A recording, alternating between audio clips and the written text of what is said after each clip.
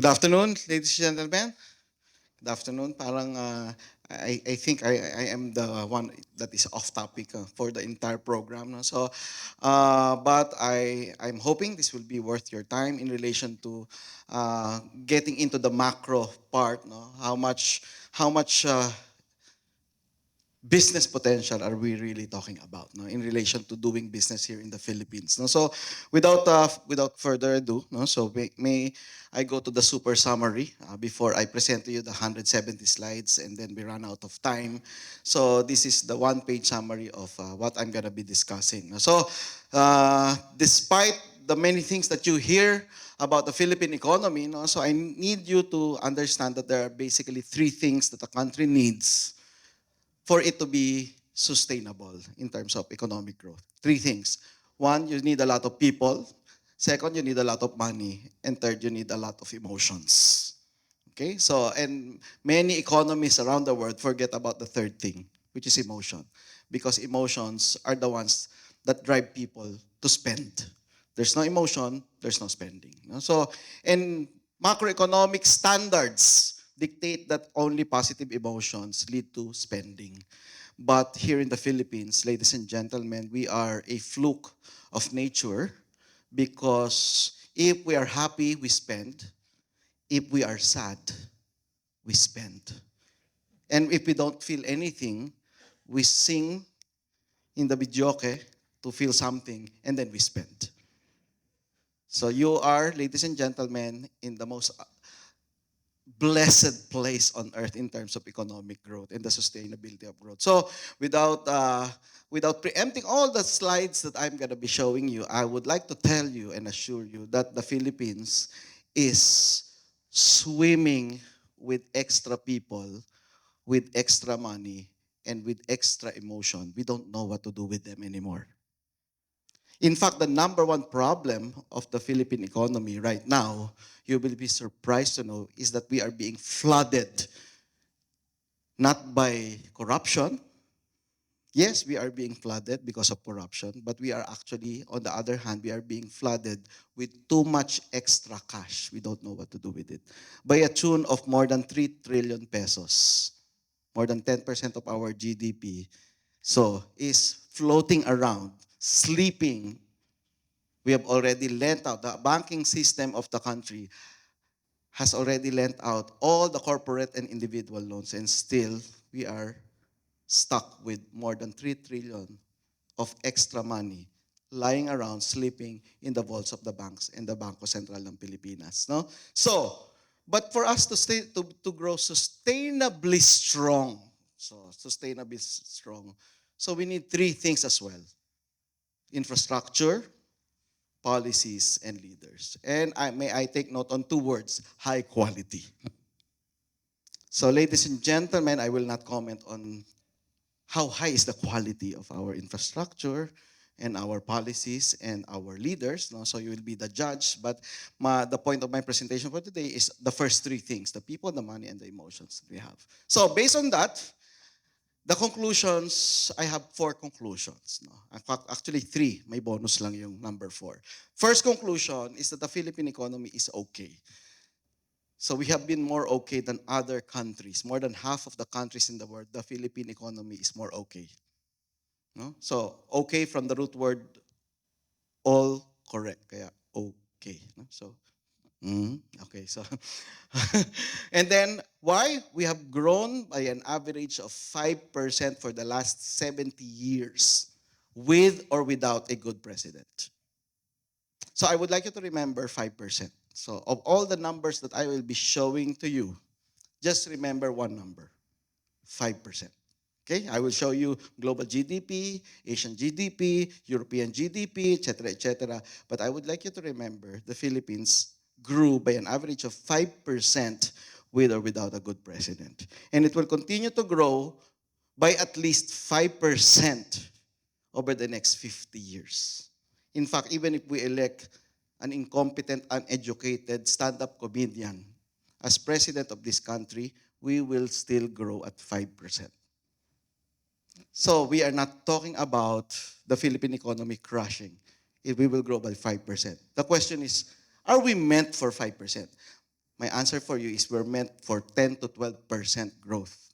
The problem is our country's leaders and our country's economic managers would insist we just grow by 5%. Okay? So, but how high is 5%? Is that good or bad? Etc., etc. So we need to compare the 5% to something else, right? So for you, so please be with me. So be with me over the next 50 minutes. So second part is that it's not as if our government is irrelevant. No? Our government in the last 4 to 5 years has delivered very important transformational new laws that will be very good for your business, for the business in general, and for the business of energy in particular. No? So, and it can make our economy. Take note of the verb used, can. No? Hindi will. No? So it really depends on how we take advantage of those laws. No? So one of those laws, for example, is the amendment to the Public Service Act. No? So, and that is almost a century battle of amending the definition of public utility or public service. So for almost 100 years, we've dealt with the 40% foreign ownership of Filipino businesses in the country. But now it is almost non-existent anymore. So only, for example, I think two businesses na lang. The business of seaport and the business of distribution of electricity are down with this restriction of foreign equity limitations. So you'll be surprised to know that a Filipino airport can actually be owned 100% by a foreigner. So that's how we have opened up our economy already for foreigners and foreign investors. So this is a game changer. And a lot of new laws for decades of reforms. So our government has actually delivered. Our legislators have, in fact, believe it or not, delivered some very important new laws for us. No? So, okay, and then number three, in the short and medium run, we can grow faster. So yung 5% can actually grow by 6, 7, 8% because of three things. Again, take note of the word or the verb can. Hindi po will. No, hindi po automatic. It depends on us. So, first, lower inflation and interest rate. In 2022, 2023, and 2024, we have struggled with high inflation, and because of that, the Bangko Sentral ng Pilipinas has actually hiked the interest rates, and this has actually challenged our real estate and investment sector. That's why investments, real estate glut we're all over the place because of high interest rates, high borrowing costs, and high inflation rate that actually struggled our Filipino families from redirecting their money from food to electricity. And that's why, for example, the whole 2024 and the first half of 2025, you've seen a 2 to 3% growth in the electricity, gas, and water sector. Why? Because we were struggling on budgeting our small income for food inflation rather than for something else. Okay? So, but now, inflation rate is at the moment is around 1.7%. Just last week, Thursday last week, the BSP has further reduced interest rate by another 25 basis point, 4.75 na lang, and it is on its way to further cuts by next year. So over the next 12 to 18 months, the months it would take for interest rate cuts to be felt in the investment sector. So for that particular uptick in our economic activities will be felt. No? So please be prepared. No? Use this time for preparing for the next 12 to 18 months where economic activities will be faster. Okay? Number two, higher exchange rates. You'll be surprised to know that higher exchange rates favor, around 3 to 5% higher exchange rate, favors our Philippine economy. Around 70 million Filipinos are bound to benefit from a higher exchange rate. So don't believe the media when they say it's weak peso is a weak economy. No, weaker peso is actually stronger higher purchasing power of our OFW families receiving those OFW money, higher competitive rates for our tourism, for hotels, restaurants, cafes, etc. in the Philippines, and the translation of the dollar revenues of BPOs and export sectors will be translated to higher peso earnings, thereby further fueling our economy.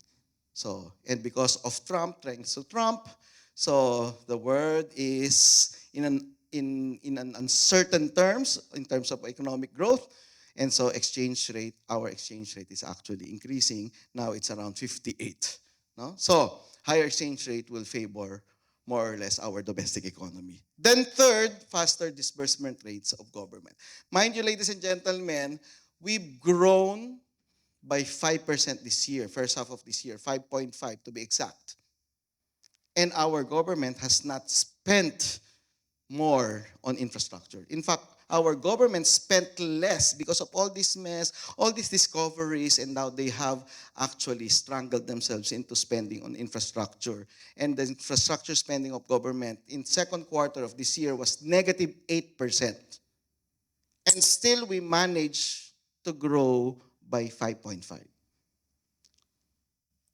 See, if they just managed to spend zero, same level of last year, we would have grown by 6%. So imagine negative spending for infrastructure by government, we clocked in at 5.5. So imagine if our government will try to accelerate its spending next year, then we can expect higher growth next year. So that is the summary. Then the bonus is, for everything that we've done over almost a century, we've just actually scratched less than 1% of our business economic potentials. Why did I say that? Because almost half, no, or 35% of our economy is produced here in NCR. And would you have an idea how much is the total land area of NCR versus the total land area of the Philippines? 5%? 2%? 1%? The answer is 0.2%. The 0.2% of the land area of this country is already producing 35% of our national income. So imagine, ladies and gentlemen, the work that you do is very important for us to prepare for the economic potentials of the 99.8% of the land area of the Philippines outside NCR. We have not grown properly yet after 100 years of growing. Okay? And didn't you realize, after 100 years of accusation of corruption, we have not run out of money. So the Philippines is that rich.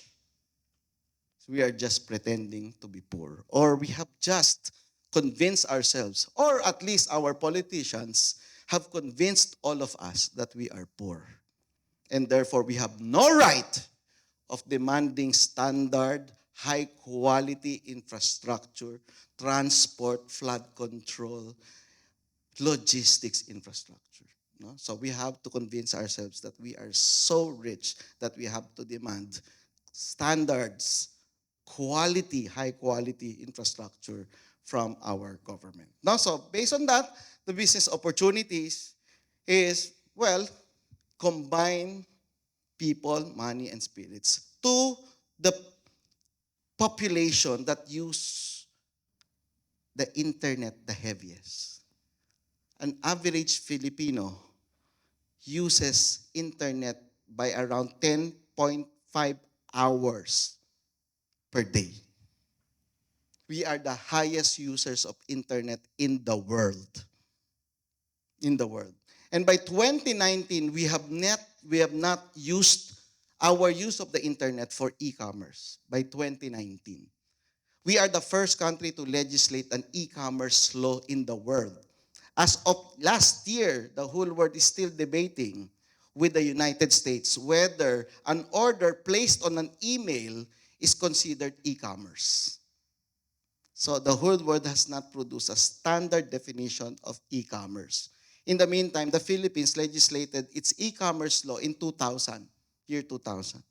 By 2019, the whole Department of Trade and Industry was praying, Lord, our people use the internet the heaviest in the world, but they have not bought anything from the internet. Lord, next year, it will be our 20th anniversary of the law. And according to the law, it would be DTI who is responsible for promoting e-commerce. Lord, please give us something to celebrate on our 20th anniversary. And the Lord heard their prayers. And what happened in 2020? The COVID-19 pandemic. And everybody, all the women in the Philippines were locked down, and all these pumped up, emotions. Okay. Okay. Look at your phone. There's Lazada, Shopee, Temu, Zain. Order online. It's been here all this time. Yeah. How can I buy that? The money is in the bank. There's a digital bank. You just take a picture of your check. Write a check on yourself. Deposit it on your digital wallets. Take a picture. By tomorrow, it will be there in your wallet. It can be done. Yes. Stupid. And in 11 months, in the middle of the pandemic, the whole world see the servers of Google burning up, and our e-commerce sales accelerated to 93% in just 11 months, 93% growth.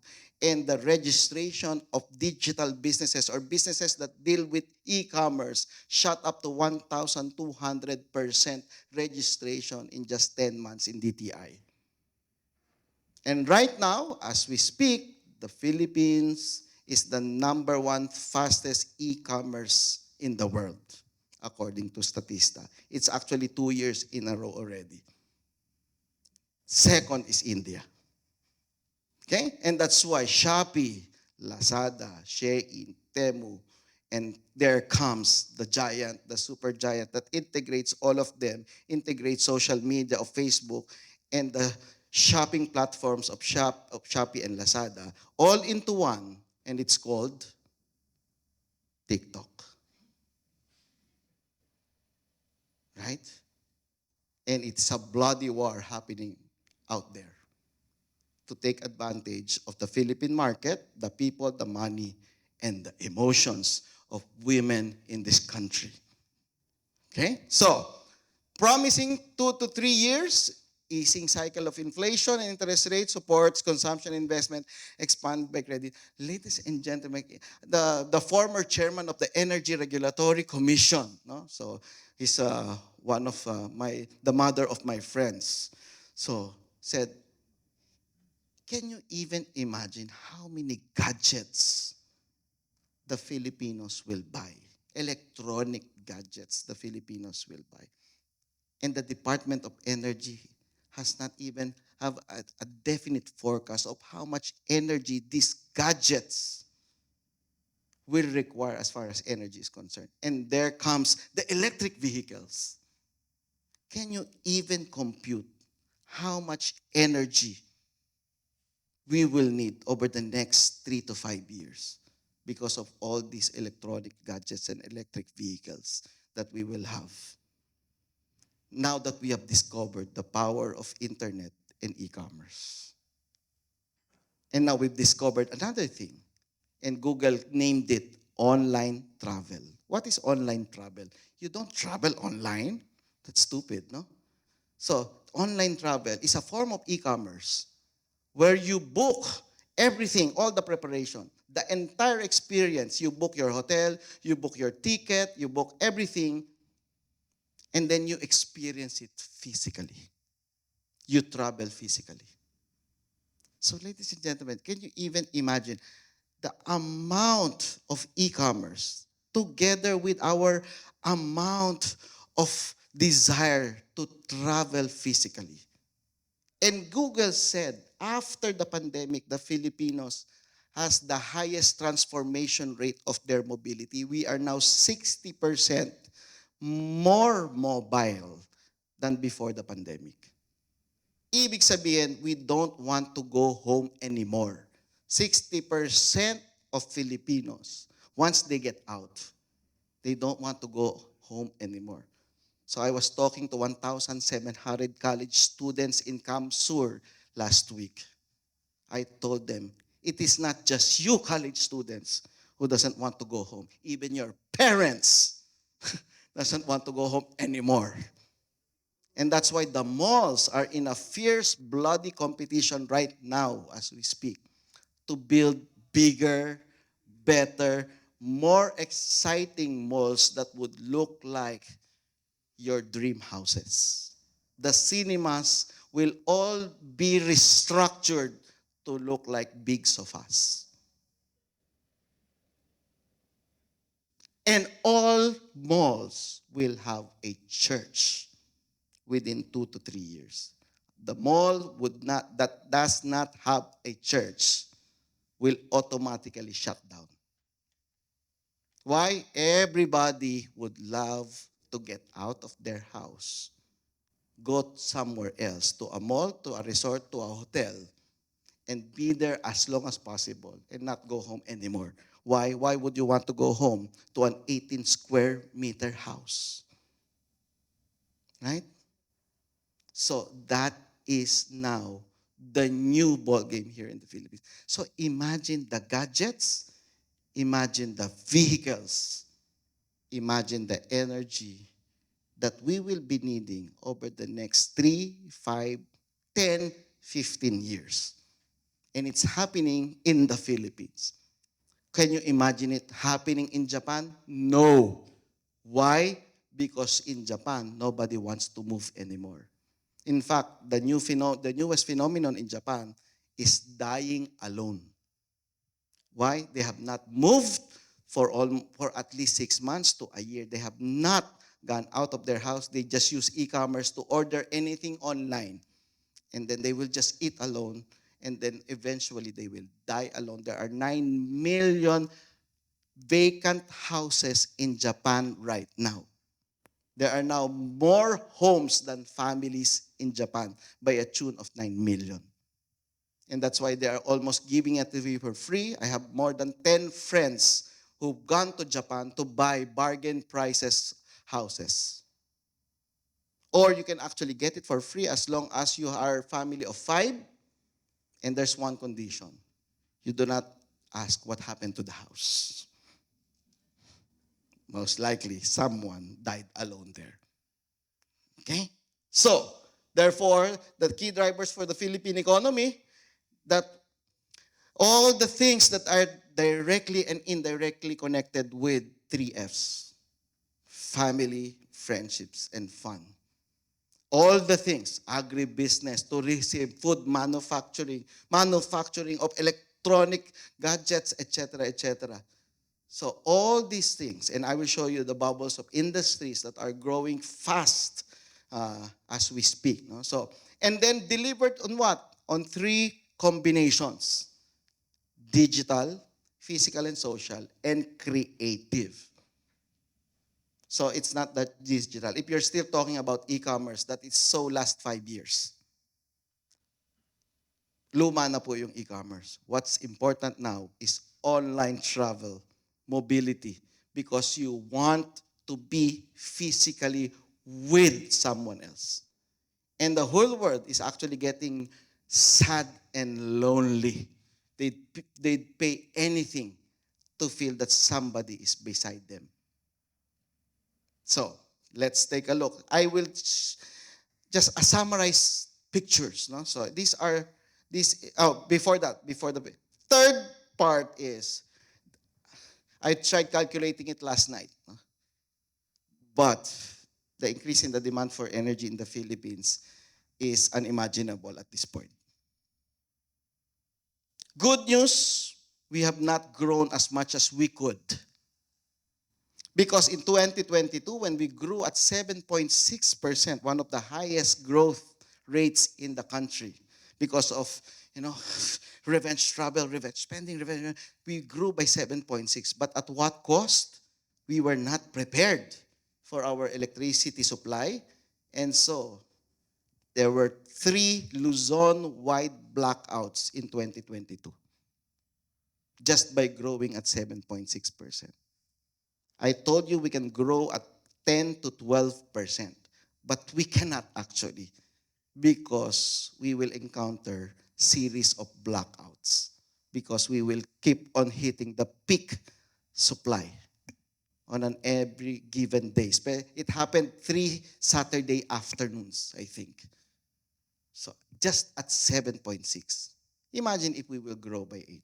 So I think, no, God has a funny way of slowing down the Philippine economy. God has a funny way of rewarding us with corruption. And so our economy slowed down. So to buy you time, since you've not actually secured the signatures, so the Lord is giving you time to install all those capacities.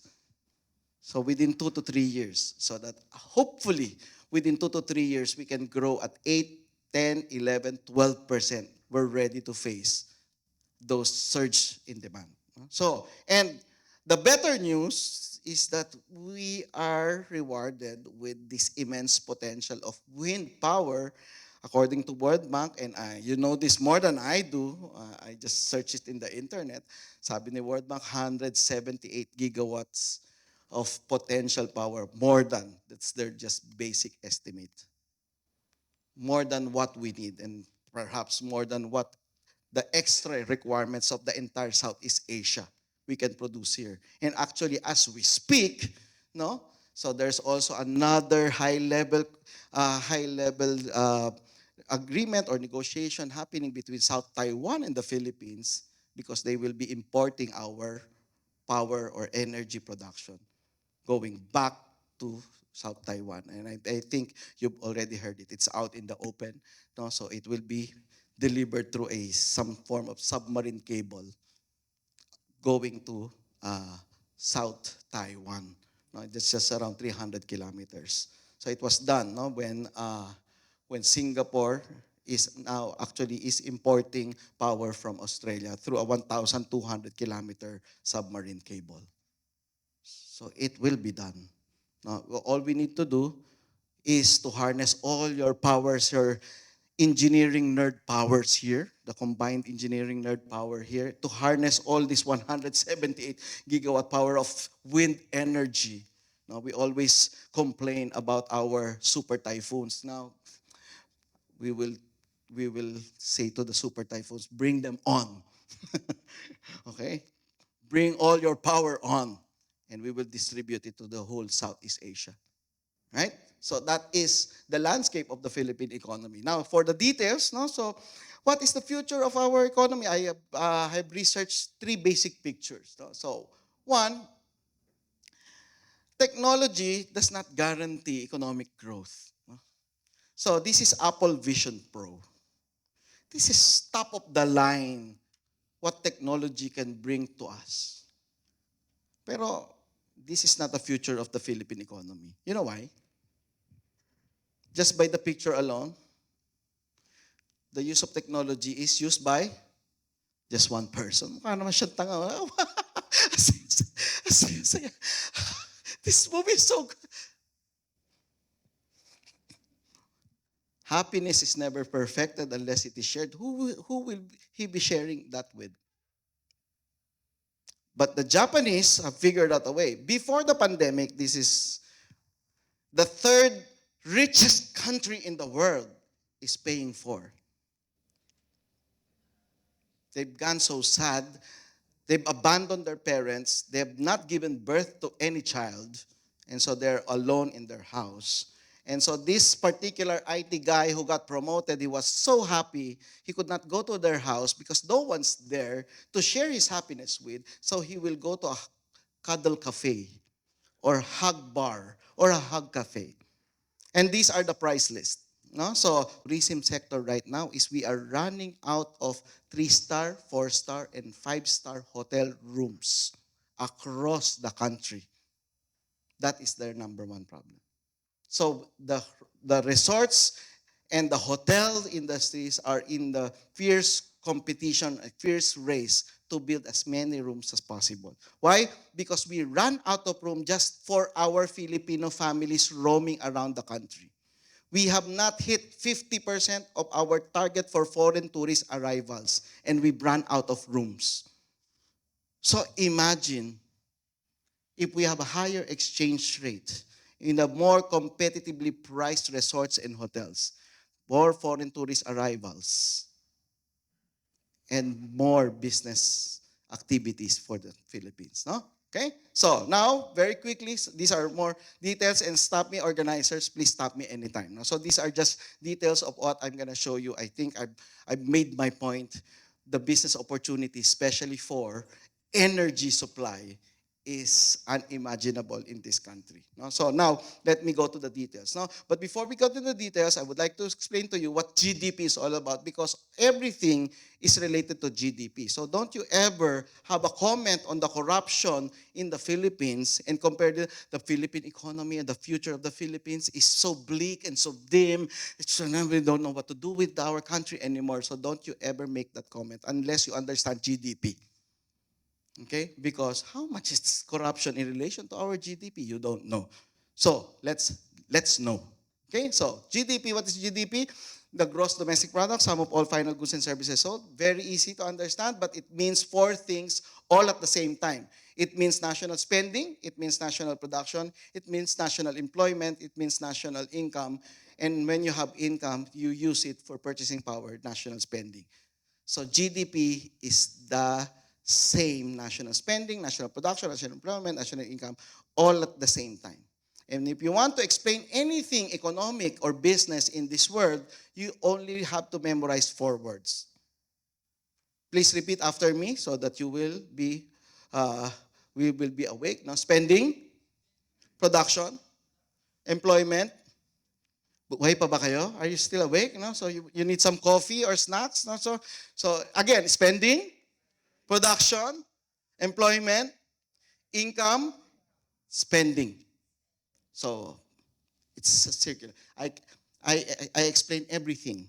And please remember this, during your Christmas reunions, meetings, etc., you will be the star of all the dinner meetings, lunch meetings, if you just remember 4 things. What is the impact of the corruption in the Philippines? Well, it depends. If the corruption will make us more angry, no, we become more energetic. You bring all your family members to the rally, especially the upcoming November 30th. You're all, yeah. And then you get tired, then you go eat to the fast food, Jollibee, McDonald's, KFC. Then that's additional spending, additional GDP, additional production, additional employment, additional income. That's more for our economy.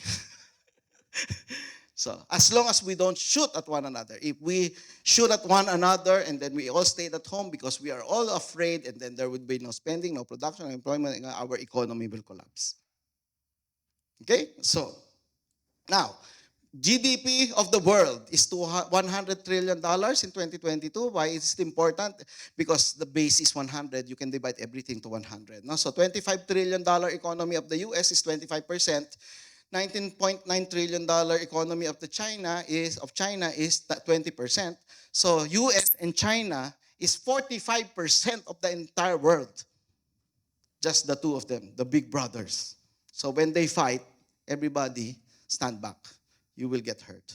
And nobody wants to take side. Are you pro-China or you're pro-US? You're both our friends, you know. Don't do this to us. Don't ask us. No? So you're both our friends. We both export to you, we both import from you. So please don't let us choose our side. So, and then plus Japan, 5%, that's 50%. And so when Israel and Iran bombed each other, no? So, it's World War III, the whole world will collapse. Take a look at the GDP. What's the GDP of Iran? 1.7 trillion, 1.7%. And Israel is 521 billion, which is 0.5% of the global GDP. So if they bomb each other into oblivion, the whole world will be reduced by how much? 1.7 plus 0.5, 2.2%.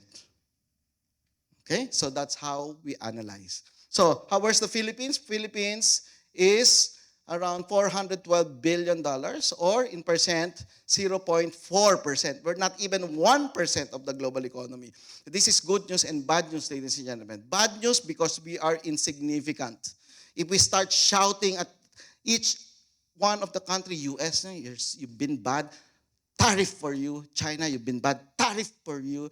Japan, tariff for you, tariff, tariff, tariff, tariff. And then the United Nations has made, wait, can you keep quiet? Somebody's talking. We just don't know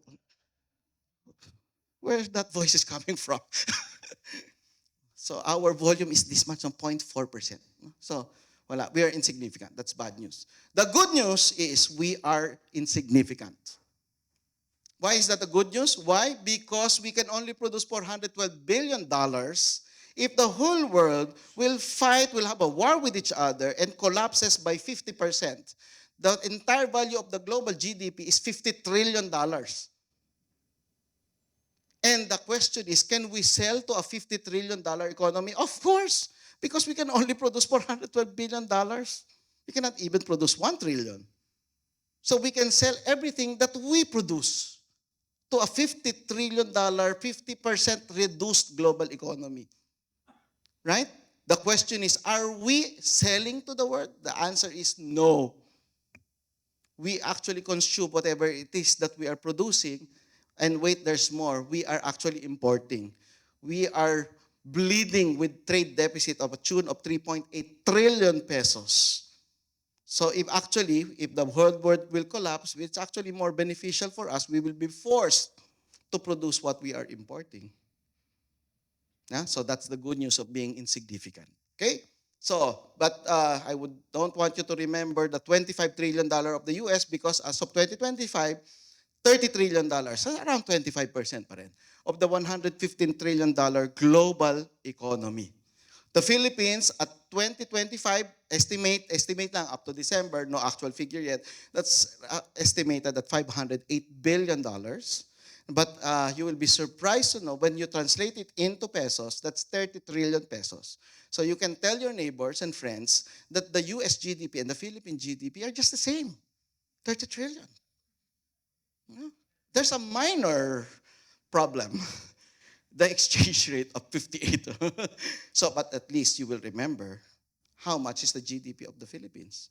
30 trillion. How much is the corruption we are talking about in flood control? 1 trillion in 3 years. Divided by 3, that's 300 billion. 300 billion is what percent of 30 trillion? 1%. So do not be enamored. Yes, be angry, be bad, and then eat and drink. No? So you can contribute. No? So your emotions will contribute to our GDP. But please remember that that corruption you are so mad about is just 1% of our entire business economy. We have so much problem, good problem. We should make money out of the potentials of our own country, no, of the Philippine economy. Okay? So, then as far as trade problems are concerned, don't worry about the trade. We're never really part of it. No? So when I was asked, sir, what's the problem? What's the impact of the 19% tariff rate on Philippine exports to the United States? Not really that much because that's just a drop of blood from 1 gallon of blood that we are losing out of importing from the rest of the world. So it's bad, but what's another drop of blood? We're already bleeding in terms of our import. We're the biggest importer of rice in the world. How can that be? No, a small country, no, one of the biggest importers of rice. No, anyway, so please, here the biggest buyer is the United States at $3.17 trillion divided by $24.2 trillion total world imports. That's 13%. The US is the biggest buyer of the world. On the right side, you have the biggest factories, and the biggest factory is China at $3.38 trillion out of $23.8 trillion total world exports. That's 14%. So it is really between the two countries only. The biggest buyer and the biggest factory. And then when they had a lovers quarrel, who do you think will win? Who will be the first one to say sorry? The biggest buyer or the biggest factory? We don't know yet. So, but take a look at this. Another one, trade dependence. This is exports plus imports divided by GDP. So everything is GDP. So you want to be below 100%. So you're not fully dependent on global trade. Singapore is so over dependent on trade because Singapore is just one big port and airport. So there are no consumers, there are only 5 million people there. No? So, but Philippines with 117 million people, Indonesia with 270 million people. So we are not that dependent on trade. Surprisingly, US and China are really not dependent on trade. 25% dependent on trade, 37% dependent on trade. Okay, so that is the landscape of international trade. And for as far as Philippines is concerned, ah, cute. So yesterday there was a update on the October October report of the forecast of the global economy, the state of the global economy in the forecast up to 2026. So kahapon lang po ito. So sabi ng World Economic Outlook by International Monetary Fund, global economy in flux, prospects remain dim. This is as of yesterday. No? So if we have some highlights from the executive summary, don't worry, I only read the executive summary as well. So don't be shy. No? So just download this for free. Hundreds of economists around the world, they've analyzed it already. Just read the 3-page executive summary. Now, if you still don't have the time, just read the title. Global economy in flux, aspects remain dim. So in short, we don't know. But in general, they said somehow the global economy is somehow better than they have predicted last year. So somehow.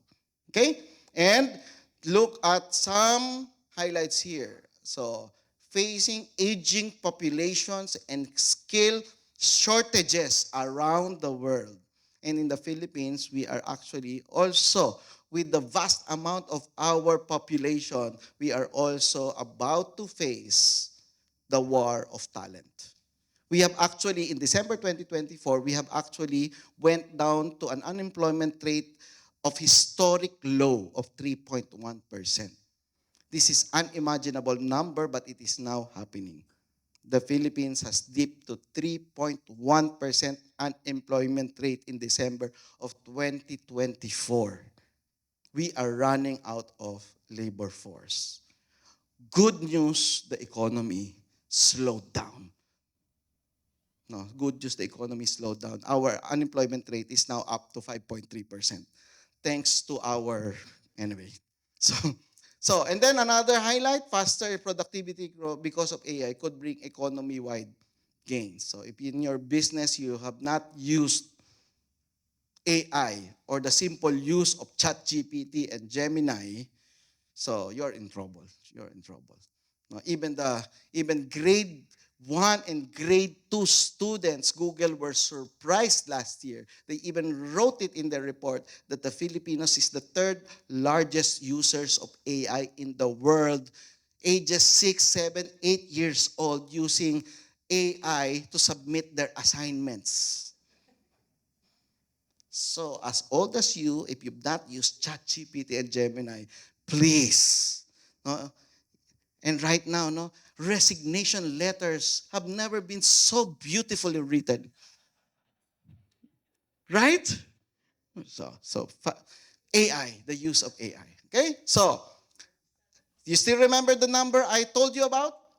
5%. Now, let's review. World economy is happy with a 3.2, 3.1% growth.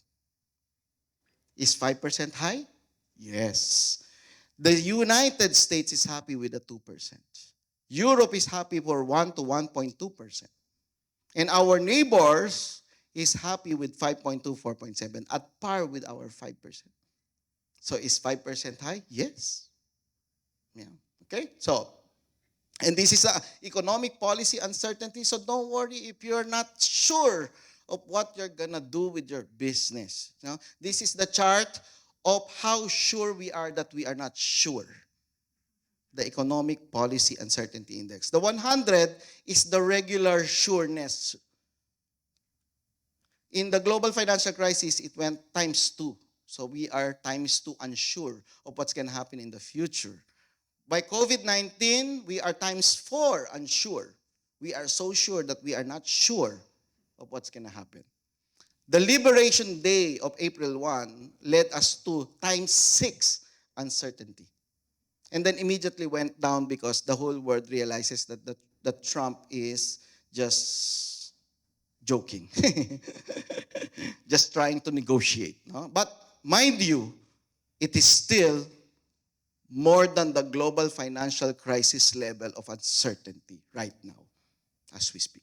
Okay? So, the summary for the entire global economy, no one actually knows yet. Except that we are all aging. That's for sure. Except that AI is here. And it's up for us to take advantage of AI. Okay? Now, what happened in the Philippine economy? Philippine economy, I would like to show you another side, which is the mother of GDP. No? The mother of, which is GNI, Gross National Income. This is important for the Philippines only. And a lot of foreign economists around the world, not understanding this concept, would always have a wrong forecast for the Philippine GDP. Okay? Now, this is GDP, which is territorial. Whether it's Filipinos or Americans, it's counted as GDP. Or in Filipino, gawa dito sa Pilipinas, made here in the Philippines. So GDP. Now, there are Filipinos in America and there are Americans in the Philippines. Now, what if we reconcile and compute everything in terms of nationality of the income earned? And that's what you call gross national income. So GDP plus NPI, or net primary income or net additional income from abroad. So in this particular case, we have a net 4 minus 1. In the US, it's 3 minus 4. Okay? Why is this important? Because almost all countries in the world have their GDP equals GNI. Kapag nag-net, zero. But in the Philippines, look at this. No? The net additional income from abroad as a percentage of GDP.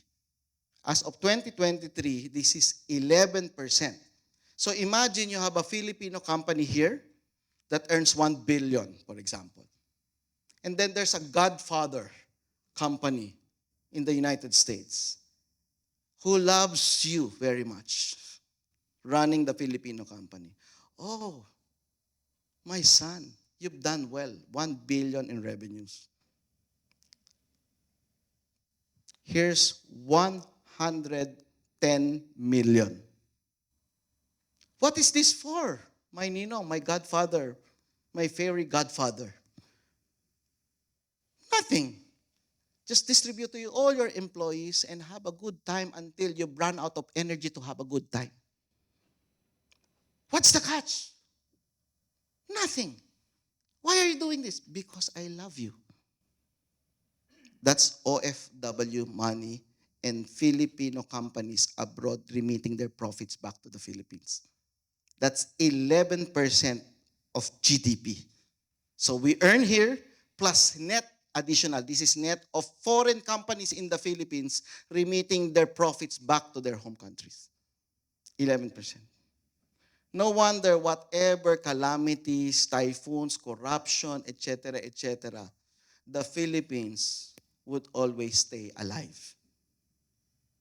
Don't you realize what were you doing when you were talking about corruption with your friends? What were you doing? It's so sad, this country, corruption. 1 trillion. What were you doing with your friends when you were discussing corruption? Surprise, surprise, you were eating. You were drinking. Right? Where did that money come from? Why are we swimming and actually drowning with extra cash? this one. Imagine Singapore, negative 18% net additional income from abroad. No country in the world is higher than us, except for these countries which I only heard last night. No? Nauru, Kiribati, Tajikistan, I've heard, and Kuwait. No? But the rest, no. And then their economy is so small, no? That's why their NPI is great. No? So, but for the countries that matter, no country in the world that matter is actually having a double-digit net additional income from abroad as a percentage of their GDP. We are in the Pacific Ring of Fire. The definition of the Philippines is equal to calamity. Together with Japan, together with Indonesia, together with California. Di ba? And that's why I was so surprised. You know, when the Palisades fire came, and then the residents said, we did not expect this to happen. Oh my goodness. What do you mean? You are in the Pacific Ring of Fire. Ring of Fire. You did not expect that the fire will arrive at your subdivision sooner or later. You were surprised. You're just like our politicians here. They're always surprised. I was so surprised my name got involved. No? So surprised. What do you mean? Okay. So everybody's surprised. Okay? So this is the 70-year graph of the Philippine economy, GDP. This blue line is the GDP growth. Imagine, the average of this is 5%. And the funny thing is, we were growing at 5% when we had negative net additional income from abroad. Then when we had to do something on our own. No, we cannot rely on government. We had to do something about our family. So, mother, go out. Father, go out. Kuya, go out. So, we had our OFWs. And now we have so much. We are drowning with extra cash. And we're still growing by 5%. And still believe that we are a poor country. Despite the bars there at the back. Extra cash. The banking sector does not know what to do. The main proof is that no branch manager would ever convince any one of you to deposit more. They will just convince you to borrow more. Because they are dealing with more than 3 trillion of extra cash. They don't know what to do with it. But what is the ideal growth, sir? China did it for 11 to 12% growth per year for more than 10 years before the Beijing Olympics. By the time Beijing Olympics was held, there was no poor person in China anymore. India was on its 8th year when the pandemic came. Question, the Philippines, when did we perform at 8%? In 1951, in 1953, in 1971, in 1974, and that's it. The next question, when did we perform at 8% for just two consecutive years? The answer is, we never did. So, the 5% is a mediocre growth, despite that the 5% is very high according to global standard, American standard, European standard, and our Asian standard. We are the second fastest growing economy of the whole Southeast Asia, only second to Vietnam at 8%, with a growth of 5.5. But that is not enough because we need to perform at 8 to 10 for 8 to 10 consecutive years. And with this money at the back, I don't think I need to convince you that we can actually hit 10% for 10 consecutive years with that extra money, enough for us to grow for the next 50 years. And still, we are receiving so much money. Okay? So, that is the ideal growth. Okay? So, now, let's zoom in. So, this is 2020, pandemic, 9.5. Then, revenge everything, 7.6. The Philippine Development Plan targeted at 6.5% minimum, and then the maximum is 8%. I told them it should be 8 to 10%. That's according to ADB, that's according to World Bank, according to our university's founders, 8 to 10% is the formula. But sige, so let's aim low and perform higher, right? So, ang tawag doon, sandbagging or lowballing. No? So, okay, 6.5. Okay, and then the IMF said in April 2023, the world economy may crash. But in the Philippines, this is April, we are hiking the growth from 5.8 to 6% with government not doing anything marvelous. Just by sheer momentum. We will hit 6%. And then they changed their mind. 3 months after, they said, oh, wait, there's more. Philippine economy will perform at 6.2 without doing anything because we have surplus of people, money, and emotions. And so therefore, 6.5 as a low target can easily be achieved thanks to the government. And we can even hit 7 to 8% because this is a UNITEAM. For the first time in the history of our country. UNITEAM, political unity. Wow, what happened? 5.6. And then we asked IMF, what happened to your forecast, IMF? Oh, no, that's a joke. This year, give the government some slack. No? But this year, 6.2%. It will happen. Our prediction last year, 2023, will happen this year. So what happened for the full year of 2024? Can you have a guess? 5.6 ulit. So, and this is what it looks like, no? 7.6, 5.6, 5.1. What happened to the low target of 6.5? It's there. Oh, sorry, no. Next year, because 2025 is the midterm election. Every midterm election, that's plus 1 to 2%. So 5.6 plus 1 is 6.6 easily because it is election spending. When there's election spending, spending, production, employment, income, spending. And you can even add plus 2% because of the Supreme Court ruling on the Mandanas-Garcia cases, the local government units have more share to the national tax. Plus 2%. So 5.6 plus 2 is 7.6. So what happened? In the most dramatic midterm election of our history with the impeachment of the vice president, the arrest of the former president, there. 5.4, 5.5. And so it was so serious, the whole economic team of our government had a huddle. DOF, DBM, NEDA, DTI, Office of the Special Assistant to the President for Investment and Economic Affairs.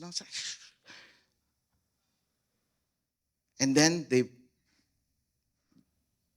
had a press briefing. Ladies and gentlemen, fellow Filipinos, we have failed to hit the target of 6.5 minimum to 8% maximum. And we have to do something about it very seriously. So from this point on, July, that was the press briefing, July, from this point on, we have done a very serious matter.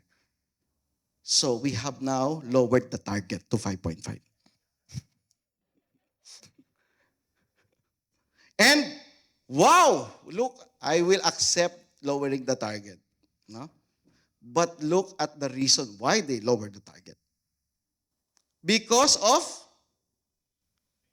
heightened global uncertainties. Heightened global uncertainties. Heightened global.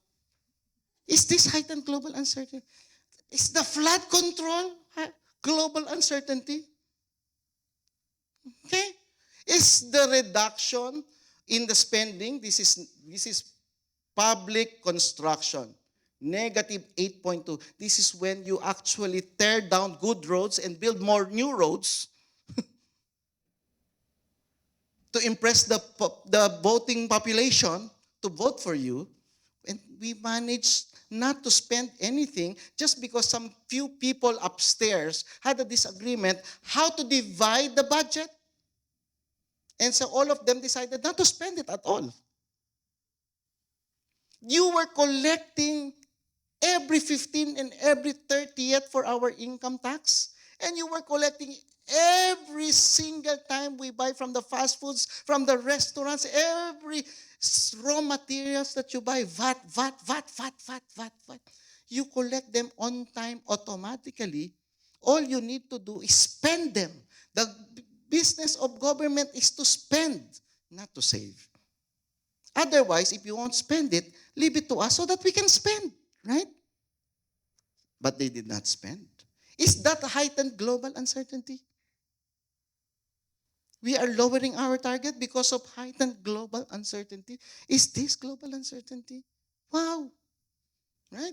And then is this global uncertainty, the credit rating of the Philippines has never gone down a single time since 2013 when we hit investment grade.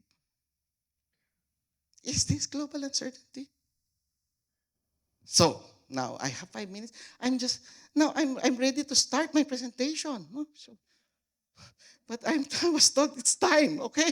Uh, Ladies and gentlemen, this is the whole component of analyzing an economy. No? So, fundamentals, animal spirit, population, people, emotion, money. We run out of time. Do we have fundamentals, cash reserves, additional income? We have so much of them. Animal spirits, we have so much of them. Do we have population? We have so much of them. In fact, we export our people by a tune of how many? You have any idea how many Filipinos get out of this country every day? 6,000 Filipinos. The definition of one barangay is 5,000.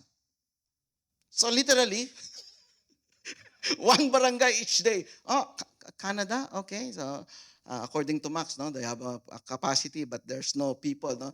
So to use energy, no. So okay, you need one barangay who will use energy there. Okay.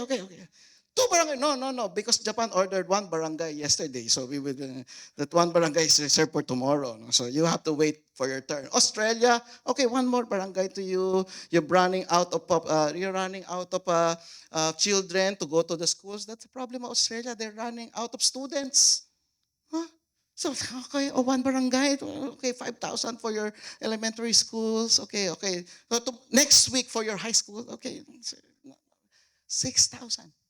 So we have so much, no? Population, animal spirit, fundamentals. No? So, okay, and since we ran out of time, no? So I will just give this to you. No? So we have so much dollar reserves. We're actually one of the highest dollar reserves in months of import cover. The way to interpret this chart is your savings account divided by your monthly expense is the number. That's your cover. So why you need 3 months? Because if you get kicked out or your business shuts down, you have 3 months to look for another work. So 3 is the magic number.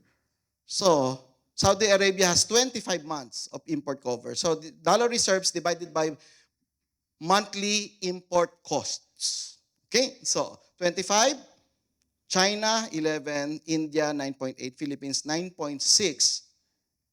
So we are hovering between 7 to 9.6 months of import cover.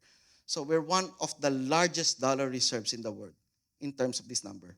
So what about United States? 2 months. Don't worry about United States because if they run out of dollars, they will just print. I dream of the day that one day my creditors will knock on my door, Ronnie Balbieran, the 1 million pesos you owe me. Oh, wait. I will print. That's the United States. Okay? So, now, this is gross in months of import cover. There was a time we did not have dollar cash, dollar reserves. Negative dollar reserves. And when a country runs in the negative dollar reserves, what happens? There are only 2 things that can happen to that country. Somebody important will be shot, or the president will be impeached or be sent to Hawaii or something. In the Philippines, it happened at the same time. In Sri Lanka, it happened during the pandemic when they ran out of dollars. So in your business, cash is king, right? For a small open economy, dollar cash is king. You should not run out of dollars because you import raw materials. So, yeah. So in this particular case, people power. So in this particular chart, it is very hard to imagine a chaotic people-powered tree. Why? Because we are swimming with extra cash. If ever people-powered tree will happen, it's because we are so intelligent and ethical enough. We will just go to rally because corruption is wrong, not because we're hungry. And some corrupt politician on the other side will convince us to overthrow the existing corrupt politicians. Okay? So I hope that in November 30, there's another round. So in September 21, I brought all my 5 children in all the 3 areas of the rallies. So we were rally hopping. Oh, that's okay. This is organized by the military. This is organized by the yellows and the reds, and this is organized by the black, etc., etc. So we were having a fun time, and then after that we went to Intramuros, some horse riding. Anyway, so to contribute to the GDP spending. So I was overcharged by 2,500 for a 30-minute horse ride. But it's okay. No? I have 5 children. Anyway, so we have so much money, but we are giving them away. That's the problem. So I pray to all of you. I pray to God for all of you to succeed here in the Philippines so that we will not import our energy. Instead, we will export our energy. Please, be successful. Harness all your nerdness, to do something about harnessing our 178 gigawatt power capacity for wind energy. And let's export them to the rest of the Southeast Asia. No? So, but right now, what is keeping us alive is the export of service. For the first time in the history of trade in the Philippines, the export of service, which is this 3.5 trillion, has overtaken the export of goods of 3.3. Why? Because exchange rate is not competitive.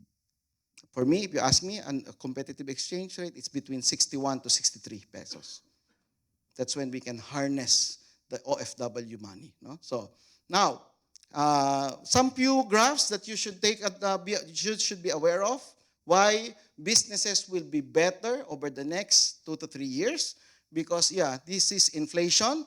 Because of the Ukraine-Russia war, we get all the agri inputs from Ukraine or Russia, fertilizers, feeds, etc. No? So, and that's why our food inflation went up. That's why inflation rate went up. And so interest rate set by the BSP has also gone up. No? And so now it went down to almost less than 1%. Now it's 1.7%. And so the BSP followed suit. And now the policy or the benchmark interest rate is already at 4.75%. So moving forward for the next 12 to 18 months, consumption will be faster, investments will be faster, real estate investment will be faster, land banking will be faster. So please, hold on to your businesses. And what's the driver for that inflation now? The global price of rice also went down. It dived so steep. And that's why our Filipino families, which is 76% of GDP, by the way, in terms of spending, now rearrange their budget from food to non-food. Okay? So, yan po yung mga, And therefore, kita nyo, but don't worry. No? So, we've seen worse days when we did not have money. When we had the money, we've never seen inflation touch 10%. Touch 10%. Okay? So, some items na lang here. So, we have population, but Japan is running out of population. That so much so the governor had to step in and no overtime after 8 p.m. So, and then here, nobody's leaving their house. They're dying alone. Conclusion, all of them are virgins already. And they are so sad, they are actually admitting to the surveyors. No? Are you virgin? Oh, yes. Oh. In the Philippines, no one answers that question. Okay, when I ask, are you still a virgin? Oops! Bastos. Okay, so 2.1 babies per woman. We were the leader, at 2.7 babies per woman. One woman must give birth to 2.1 babies, by the way. So to replace the mother, the father, and 0.1 as a margin of error. So, yeah. So because some women get heartbroken during high school and then won't recover anymore and will not have a baby until she dies. So the ones who are loving must get the quota of that somebody. So that's 2.1. Now that's why my wife had to negotiate with me. So because her best friend did not marry. So or love, let's let's get the quota of my best friend. Okay, sure. Even if I hate it, I have to respond. Okay, okay. Anyway, so but the problem is after the pandemic, I don't know, because of Netflix, whatever, our fertility rate went down significantly from 2.7 to 1.9 babies per woman. So please take note of this. No? So for all the business leaders, officers out here, do not have overtime starting Friday. Okay? It should be company policy, no? Not to have overtime, especially for young people and single people. So yung mga married siguro pwede pag nakalima na, pwede na mag-overtime yun, no? So pwede. So but 1.9 no. Okay? So this is this is the your emerging problem. You will have a hard time looking for skilled laborers because we are running out of labor force. But good news, meron lang. But once we accelerate again, next year, 2 years, 3 years, we will have a labor shortage problem. But good news, there's AI. And according to IMF, the Filipinos will emerge successfully in adapting to AI. 60% of our workers will take advantage of AI. Okay? So, animal spirits. So, this is what I'm telling you. Nobody wants to go home anymore. So when we were locked down, we were not moving. When we were allowed to move and go out, we went out, we went out, we went out. Nobody wants to go home anymore. Unlike the Japan, before, during, after the pandemic, nobody went out of the house. And so that's why, 9 million vacant houses, and Japan had to create a new department, the Department of Loneliness. No? And the task is to knock on each door. Hey, how are you? Get out. In the Philippines, if they get out, shoot them. Okay, so in Japan, get out, please. And then Business Outlook Index, it's okay. Consumer Outlook Index, as of Q3 of this year, it's okay. So everything's okay. Okay. Spending side, so we don't have the time for that one. So time to wrap up. So the point is, I will have to just zero in to you this one. Just take a picture of this. You want to monitor the bigger bubbles and the bubbles at your right. So the bigger the bubble and the bigger the bubble towards the right are the leading industries over the last 3 years. Okay? And you will see that our economy is now being driven by accommodation and food service activities, so tourism, hospitality, etc. And then supported by logistics. No? So all the food logistics and the non-food logistics. And then this is other services. This is kasal binyag libing or wedding, funerals, and baptism, and concerts, public events, public performances. So everybody's outside.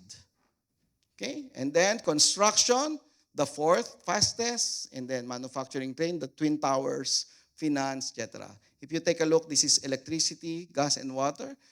Decent, 5%. It has slowed down in 2025, but it's expected to go up again, to go faster. And with cheaper energy, we expect agriculture to go. So that's the main thrust. And this will be further pushed. This is the e-commerce fastest in 2020, 2024. No? So now it's time to wrap up. So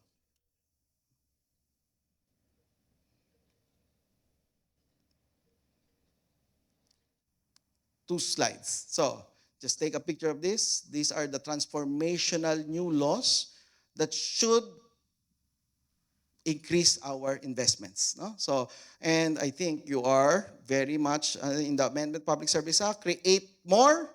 So please take advantage of those tax incentives, double deduction in many of the expenses. And then, of course, you are aware of the Electric Vehicle Industry Development Act, Creative Industry Development Act, then Internet Construction Act, Konektadong Pinoy Act. This is very game-changing, Konektadong Pinoy Act, because for the first time, we deleted the requirement for a congressional franchise to put up a telephone company. We were the only one in the world who has that requirement. We were so intelligent enough against our own people.